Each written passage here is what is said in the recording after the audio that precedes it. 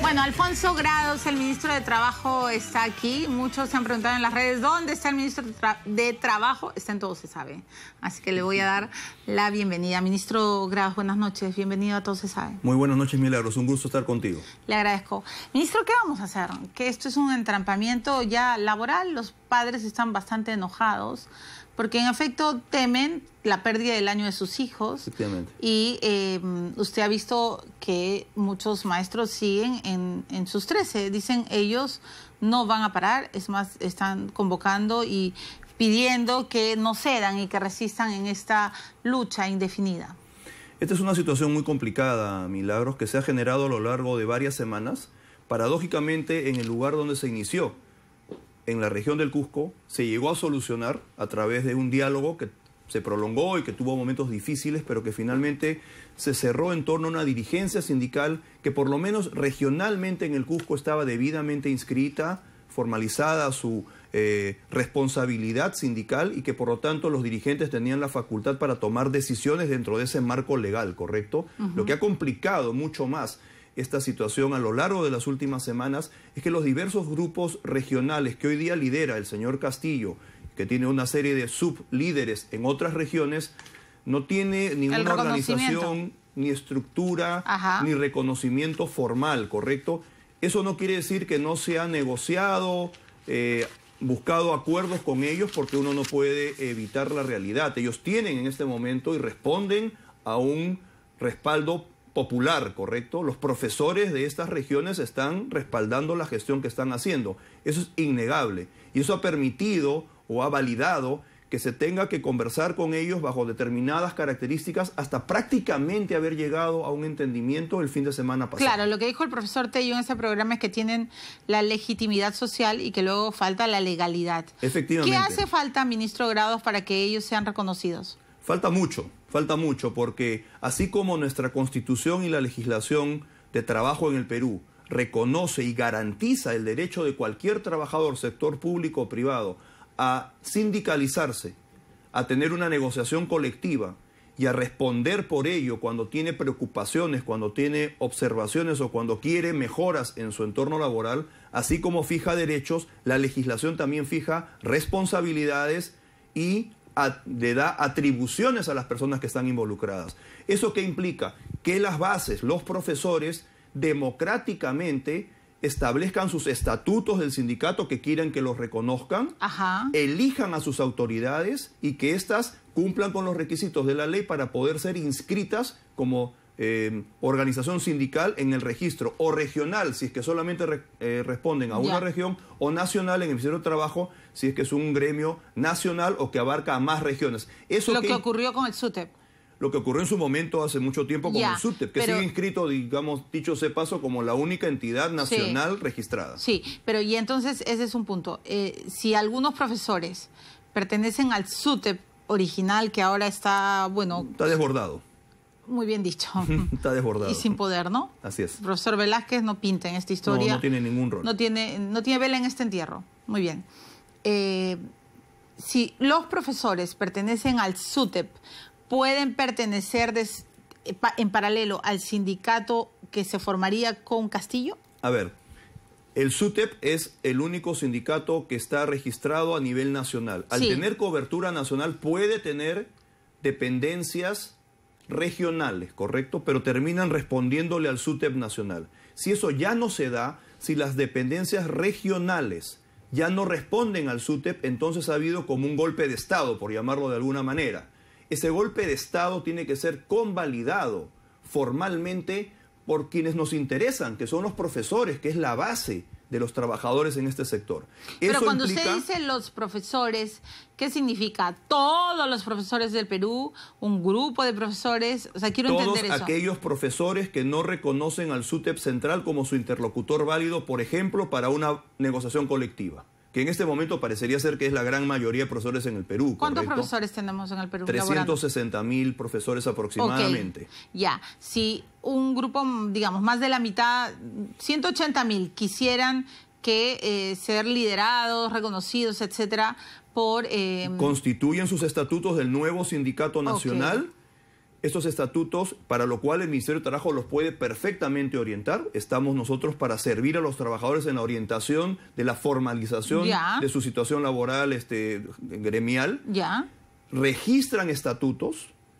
Los estatutos dirán la forma en que los trabajadores van a elegir a sus autoridades. Entran a la elección, puede ser un profesor, un voto, o puede ser por zonas y por delegados. Como ellos establezcan, se valida la elección jurídicamente y estatutariamente, y tenemos un equipo de dirigentes elegidos, un secretario general, un secretario de organización. Que el Ministerio de Trabajo reconoce como sindicato. Efectivamente, siempre y cuando esas personas cumplan con no caer en ninguna causal de impedimento que la ley también marca. Por ejemplo, si eres una persona que estás elegido como secretario general, pero tienes un juicio pendiente, te está buscando la justicia, no puedes ser dirigente sindical. O si has estado condenado por terrorismo y ya saliste de la prisión, pero tampoco puede ser, ni siquiera puede ser maestro en ese caso. Entonces, se validan simplemente circunstancias muy puntuales. Y con eso, perdón, se termina de convalidar un sindicato, y ese sindicato tiene todos sus derechos, pero también obligaciones y también responsabilidades en torno a lo que están ellos recibiendo. Por ejemplo, siempre en Milagros hemos escuchado, el secretario general de la CGTP está negociando una huelga nacional. Sí. Es secretario general, está nombrado, tiene sus poderes, tiene facultad de firmar y cerrar una huelga. El señor Castillo no tiene título, ¿correcto? No es secretario general, no es secretario de defensa. Es un representante... Pero está gritando en la Plaza San Martín que la huelga continúa. Por supuesto. ¿Por qué? Porque tiene un respaldo popular. Y eso hay que reconocerlo, y hay que ser... Y no hay que caer en el error de decir, como no tiene una situación jurídica que lo avale, entonces no es un interlocutor, digamos, válido. Es un interlocutor... Pero ese fue un error del Ejecutivo. ¿Fue un error de Martens o no? No reconocerlo como interlocutor. No, yo creo que la ministra le cuesta reconocerlo como interlocutor, primero porque tenemos esta situación jurídica, pero luego cuando se ve que esto tiene una cobertura que va más allá simplemente de una especie de aventurero que se ha lanzado, entonces sí hay que reconocerlo, que ese hombre puede conversar condiciones que permitan levantar una situación como la que vivíamos. Y ahí hubo diálogo. Se dice que la ministra no recibió nunca al señor Castillo. No, sí lo recibió, ¿Sí lo recibió acá. Lo recibió. ¿Y qué le pedía el señor Castillo en esa reunión? Se ha reconocido por el ministerio. Por lo que estamos diciendo, pero ¿correcto? Martens le dijo, no es conmigo con quien tienes que hablar. Es conmigo. Es con pero no es que el señor pueda venir a hablar conmigo personalmente para pedir ello. Yo lo que le voy a decir es, cumple con la ley, tráeme los estatutos, tráeme el padrón de profesores que te avalan, tráeme la elección que te ha elegido y yo te inscribo. Porque yo tengo que cumplir la ley, ¿correcto? Ya. Entonces vuelvo a preguntar, ese padrón de los profesores que avalan hoy a Castillo, ¿se puede duplicar en el padrón del SUTEP o eso es ilegal? Si seguimos reconociendo al SUTEP como una entidad que es gremialmente la representativa y no ha sido revocada por las bases, tendríamos una situación de una lucha intrasindical. Y eso, Milagros, ocurre muchas veces. Eso es, no digo pan de todos los días, porque pero ocurre. Pero ocurre. ¿Y cuál es la solución? La solución es que el Ministerio de Trabajo evalúa la situación y determina lo que por ley corresponde para darle sobre todo prioridad a la voluntad de los trabajadores. Ya, pero se supone que hasta ahora el SUTEP es legal, ¿o usted ya es totalmente legal porque nadie lo ha observado jurídicamente, ¿correcto? Ajá. Popularmente sí está muy observado. Por eso es que la ministra encontró también a través, en virtud a lo que el ministro del Interior encontró como indicios de una situación complicada, ¿no?, de cercanía con movimientos que no tienen nada que ver con la educación del señor Castillo. Por eso es que la ministra termina conversando con estos grupos a través de un mecanismo en donde no se ven de repente en la negociación directamente en los últimos días, o cuando se vieron anteriormente, y busca llegar a un acuerdo. Y recuerda, Milagros, el acta que estaba lista para firmarse porque se habían puesto de acuerdo, figuraba el nombre de la ministra iba a firmar el acta, y Castillo la iba a firmar. O sea, eso es un reconocimiento tácito de que el señor puede cerrar una negociación. Claro, pero todo se congela y todo llega al punto muerto por la evaluación. Ya, eso está, ya. Pero, ministro Granados, sácame de una duda. Entonces, ya nos explicó bien cómo se forma el sindicato. Eso imagino que demora, pues... Demora un tiempo. Demora un tiempo. Y dicho sea paso, estamos nosotros en el momento que corresponda, pasada esta situación de crisis, para asesorar de todas maneras. Ya, muy bien. A los profesores. Sí, claro. Los profesores y sus organizaciones que los representan. Ok, Castillo quiere ser el secretario general. Él tendrá que buscar sus bases. Y usted lo va a asesorar, bueno, el Ministerio de Trabajo. Ya, pero entonces ahora viene el segundo punto. Martens ha dicho, un momentito, yo ya no negocio con ellos. Así es. Se van a las regiones y ahí se acabó, bueno, ahí que resuelvan las cosas. Yo ya he conversado, he tenido mesas de negociaciones, hemos llegado a varios puntos que son de beneficio a los profesores y hasta acá llegamos. Castillo dice, pido la intermediación de la iglesia. Hoy día Bambaré me ha dicho en conexión en la radio que él está dispuesto, ¿no es cierto?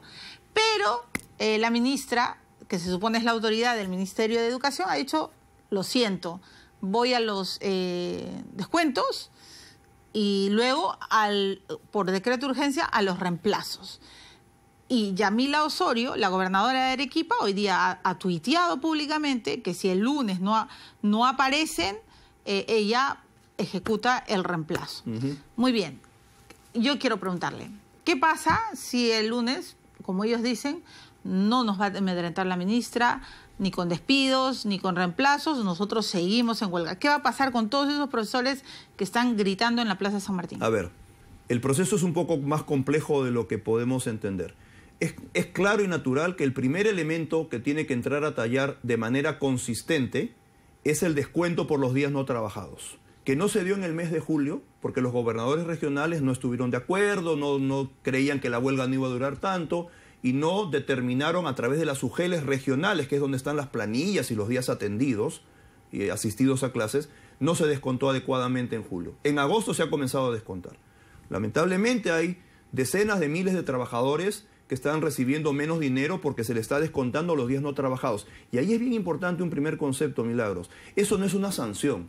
El derecho a huelga es un derecho que se tiene que hacer respetar en el país, cumpliendo la legalidad. Pero todo trabajador conoce que una huelga, ilegal o legal, improcedente o procedente, toda huelga conlleva que el día no trabajado es día no pagado. No existe el concepto de huelga y día pagado, porque la huelga es una medida de fuerza, un sacrificio del trabajador para defender sus derechos. Pero eso tiene que conllevar también con una determinación: no estoy trabajando, no me vas a pagar. No me vas a pagar. Yo lo entiendo. Por eso es una medida de fuerza. Efectivamente. ¿Esta huelga es ilegal?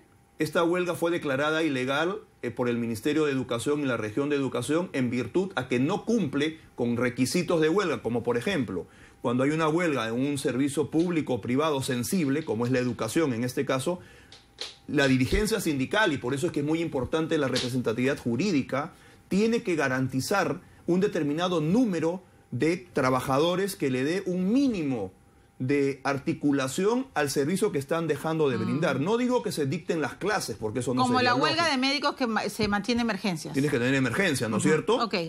Acá, ¿qué tendrías que tener? Por lo menos algo que permita que ese colegio, te doy un ejemplo muy concreto, que ese colegio en las zonas más pobres del país pueda seguir abriendo las puertas para Caliwarma. Para Caliwarma, claro, por ejemplo. Para que los niños se alimenten. Eso debió haber hecho el sindicato porque están dejando de alimentar a niños pobres. Eso es lo más grave también. Por supuesto que no es solamente grave. Los niños que pierden clases, sino los niños que no están recibiendo su principal alimento. Y que son niños desnutridos, así es. Ahí es donde tiene una responsabilidad el sindicato, que no la ha cumplido porque el sindicato no está inscrito, ¿correcto? No se le puede exigir a alguien a quien no esté inscrito. Entonces ahí ves las incongruencias. Entonces el descuento es natural, tiene que fluir. Pero lo que me suena incongruente es, hoy día, por ejemplo, va a venir una de las madres que estaba en el colegio Melitón Carvajal, decía, nosotros queremos que regresen, queremos hablar con la directora y la puerta está cerrada. Entonces yo decía, pero...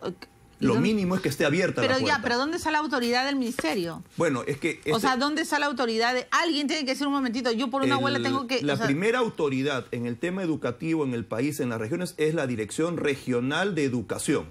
La descentralización ha llegado a la educación, recordemos eso. El Ministerio de Educación es el que dicta las grandes políticas nacionales y supervisa el actuar de las direcciones regionales de educación. Entonces la en primera casos, instancia son los gobernadores, ¿correcto? Y la culpa de que se esté sucediendo estas cosas es de los gobernadores. No, yo no estoy diciendo ello, porque no, creo yo le estoy preguntando, porque si por ejemplo en Puno, en Chota, no sé, en centros poblados, los niños que tienen que acceder a Caliwarma no están tomando sus alimentos. Hay una responsabilidad de todas maneras de alguien. Obviamente, ¿correcto? ¿no? Inclusive recordemos lo que ha declarado el otro día en un diario a nivel nacional el Contralor de la República. Está haciendo inspecciones ya en las regiones que habrían pagado el mes de julio por días no laborados. Eso es una falta grave. Okay. Acá estamos hablando de dinero público, no de dinero privado, ¿correcto? Por supuesto, que es el dinero de todos los que pagamos impuestos. Ese es un engranaje. Okay, ya. Ahora, la medida final de todo esto puede llegar a ser votarlos. Yo no me quiero expresar de esa manera. Que por un incumplimiento de la ley tengan que ser reemplazados los maestros. ¿Para qué? Para garantizar el normal servicio de la educación en el país. ¿Reemplazados temporalmente o para siempre? Para siempre. Y ahí no es mi materia, yo no soy ministro de Educación, pero entiendo por lo que nos ha explicado la ministra, inclusive públicamente, que cada región tiene listas de maestros alternativos que digamos pueden ser los que entren de acuerdo a una calificación a reemplazar a los maestros que eventualmente terminen siendo despedidos. Pero eso toma un poco más de tiempo. Ya, ministro Porque Grados. no se puede sacar a una persona tampoco de un día para otro, tienes que demostrarle las faltas, tiene que tener listo el maestro que va a reemplazarlo. No es tan rápido y fácil. Y de verdad, Milagros, ojalá no lleguemos a eso. No deberíamos. No deberíamos. Deberían de regresar a sus Porque clases. Además en esta balanza de lo que ha ocurrido, con errores, marchas y contramarchas, negociaciones complejas y anómalas por lo que te he descrito, en esa balanza el profesor ha conseguido mucho. Por supuesto. Es el resultado más impactante de una huelga magisterial en mucho tiempo en el Perú. Y por un tema que seguramente preocupa, pero que la ministra está aclarando y quiere seguir aclarando en cada región, y por algún tema regional probablemente, es que ella quiere las mesas de diálogo en las regiones y ya no a nivel nacional, porque se da cuenta que con el señor Castillo a nivel nacional no está llegando, se pone de acuerdo y luego no quiere firmar. Entonces, a partir de ahí es que tenemos que sopesar. Ya hemos conseguido todo esto. La ministra tiene la voluntad de hacer mesas técnicas en cada región. Los niños están sin colegio, van a perder el año. Los más chiquitos no están recibiendo ni alimentación. Soy maestro, ¿qué estoy haciendo?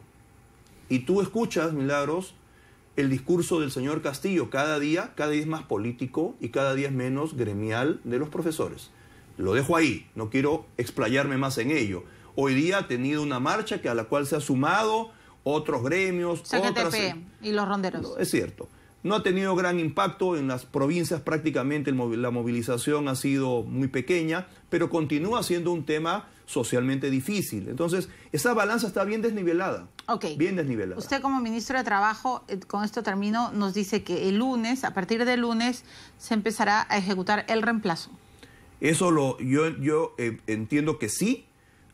La ministra lo ha manifestado, hay gobernadores que lo están diciendo y depende del sector educación ejecutar los reemplazos, pero esto inevitablemente termina en reemplazo si es que esto no se soluciona pronto. Si se soluciona en los próximos días, si vemos que van regresando, que ya hay una seminormalidad, nadie va a acelerar o a forzar un reemplazo, ¿correcto? Se descontarán los días no trabajados y volveremos a la normalidad. Pero eso tiene que ser gradualmente, se entiende, pero tiene que ser relativamente rápido, porque quienes más están sufriendo hoy en día no son los profesores que han logrado, a través de su medida de fuerza, beneficios muy importantes, económicos, de condiciones laborales, de apoyo a los colegios, van a estar capacitados antes de la evaluación, una evaluación que no es punitiva, jubilación anticipada a los 55 años, hemos extendido la alimentación para los niños más pobres, no solamente para el desayuno, sino para el almuerzo también. Una serie de logros muy importantes. Ahora tienen que sopesar el discurso que estamos escuchando del señor Castillo, que yo lo escucho muy político y muy poco gremial de defensa de los profesores, y la realidad de los niños más pobres del país que están quedando sin clases y en muchos casos sin alimentación adecuada. Muy bien. En Twitter se están preguntando por qué no salió antes usted. Yo no salí antes porque no me correspondía salir antes conforme avanzaba el proceso. Estamos entendiendo que eso es un proceso, recordemos cómo es el sector público. La negociación colectiva en el sector público no pasa por el Ministerio de Trabajo, pasa por cada sector. Por cada sector. Y particularmente Milagros. En el gobierno del presidente García se dio una norma expresa dándole directamente al sector educación un rol mucho más protagónico y directo en los temas con el gremio sindical. Recordemos las épocas del ministro Chang, ¿correcto?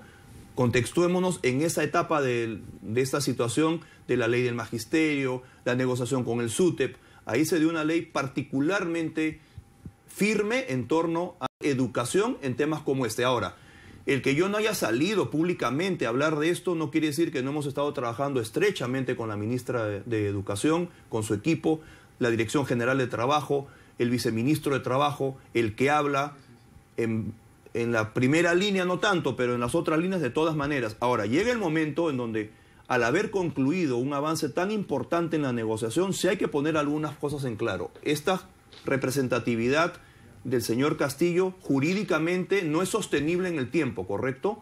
Ahora la entendemos y hay que trabajar con ello. Y hay que respetar la voluntad de los trabajadores del sector educación. Pero más adelante se tiene que normalizar esa situación y para ello podemos apoyar nosotros en el momento en donde regrese la calma para que la representatividad sindical refleje realmente la voluntad de los trabajadores. Bueno, en nuestro país todo tiene que ser legal.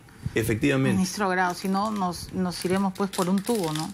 Todos. Hay mucha informalidad, Milagros. Demasiado. Mucha informalidad. ¿Qué le iba a decir? Bueno, su galleta para empezar, pero también algo más. Ya. Los congresistas que están apoyando, reuniéndose, bueno, ahora viene Becerril, todos... He visto ya a Becerril y a Gino Costa. Sí, ahorita vienen y vamos a debatir. Ellos, los que están apoyando una huelga ilegal. La huelga ha sido declarada ilegal, primero improcedente y luego ilegal. Pero... Bueno, es más un apoyo político. Pues, ¿no? A ver, o sea, no están... fue declarada improcedente y luego ilegal para efectos jurídicos. Pero hay que reconocer que esta huelga ha trasladado un sentir de los profesores, Milagros. Sí, no podemos tapar el sol con un dedo. No, además han sido creo que en muchos casos muy olvidados. Muy olvidados. Sí. Eso está bien. Qué bien que se ha podido conseguir el apoyo económico y la decisión política de darles soluciones como no la venían teniendo hace mucho tiempo. Por supuesto, y hay que atenderlos, pero por favor tienen que regresar a clases. De todas maneras. Han conseguido un montón de cosas. Y justo eso es lo que dice ¿Qué aquí. dice? Recurre a las buenas compañías. ¿Qué mejor compañía para un niño peruano que su profesora en clase? Además de su familia. Y el colegio en el Perú, Milagros, yo he recorrido todo el país como ministro. He estado en 22 regiones, 45 viajes en este año, en las zonas más pobres. El colegio es casi como un segundo hogar para estos niños. Sí, claro. Porque sus padres tienen que salir al campo, tienen que ir a trabajar a la ciudad. La madre tiene que valerse también para generar ingresos por donde pueda para ayudar a la familia. El niño en el colegio está protegido, se siente protegido y apoyado por el profesor, por el Estado, por la comunidad. Y además recibe alimentación, eso me da mucha pena. Y los hemos dejado de esa manera. Yo lo entiendo en un contexto determinado. Creo que ese contexto ya concluyó y ahora lo que estamos viendo es un tema muy politizado. Muchas gracias, ministro. Gracias. Grados. Estaremos por aquí en otro momento. Sí, por favor, encantada de tenerlo aquí en el programa. En la próxima hablaremos de otros temas laborales. Sí, de otro por tipo. favor, de otros temas laborales que también nos preocupan. Pero ahora la huelga es la prioridad. Los niños tienen que regresar a clases. Por favor, todos tenemos que hacer fuerza en esto. Después vienen Héctor Becerril y Gino Costa. Al final, ¿qué pasó con Héctor Becerril? ¿Qué habló tanto con Pedro Castillo? Gino Costa lo va a confrontar, imagino, no lo sé. Después de la pausa. Listo.